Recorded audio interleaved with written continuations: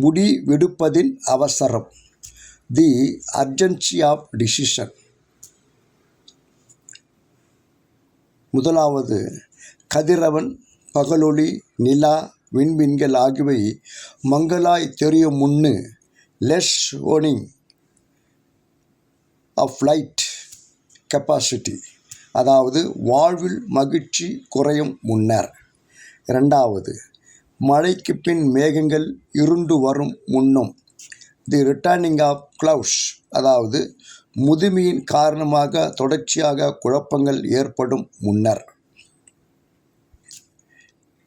மூன்றாவது, வீட்டு காவலர் நடுக்கம் கொள்ள வலியோர் தளர்வுறு முன்னம், அதாவது கைகள், கால்கள், பற்கள், கண்கள், காதுகள், குரல் ஒலி, நரம்புகள் ஆகியவை செயலிழக்கப்படும் முன்னர்.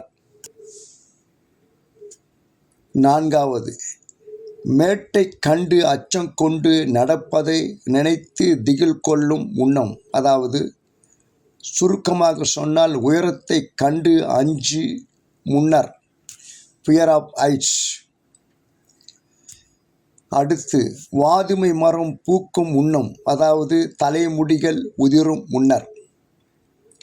அடுத்து, வெட்டி கிளிய போல நடை தட்டுடுத்துமாறு ஆசையெல்லாம் அற்று போகும் முன்னம், அதாவது முதுமையின் காரணமாக முடி நரைக்கும் முன்னர். பாலியல் ஆசை அற்று போகும் முன்னர்.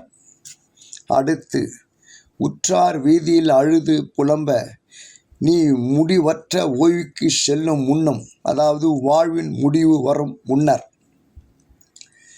அடுத்து, வெள்ளி கயிறு அருந்து பொன் விளக்கு கீழே விழுந்து உடைவதற்கு முன்னம், அதாவது மரணம் ஏற்படுவதற்கு முன்னர்.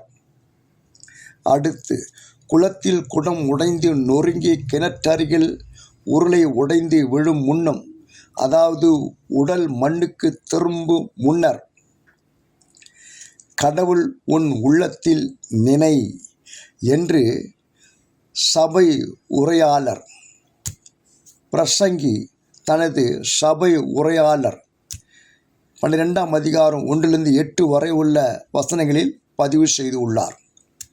எது எப்படி ஆகினும் நம் வாழ்வில் அனைத்தும் செயலற்று போகும் முன்னர், அச்சம் குழப்பங்கள் ஏற்படும் முன்னர், நமது வாழ்வு முடிந்து மரணம் ஏற்பட்டு நமது உடல் மண்ணுக்குள் செல்லும் முன்னர், கடவுளை நமது உள்ளத்தில் எப்போது நினைத்து அவர் இதுவரை செய்த நன்மைகளுக்காக, ஆசைகளுக்காக, அருள் கொடைகளுக்காக, எல்லையற்ற அன்புக்காக, இரக்கங்களுக்காக, கருணைக்காக, பரிவுக்காக, தயவுக்காக, அனைத்துக்காகவும் நன்றி சொல்லி அவரை நம் உள்ளத்தில் நினைத்து நன்றி சொல்லுவோம், போற்றுவோம், துதிப்போம், மாட்சிமைப்படுத்துவோம்.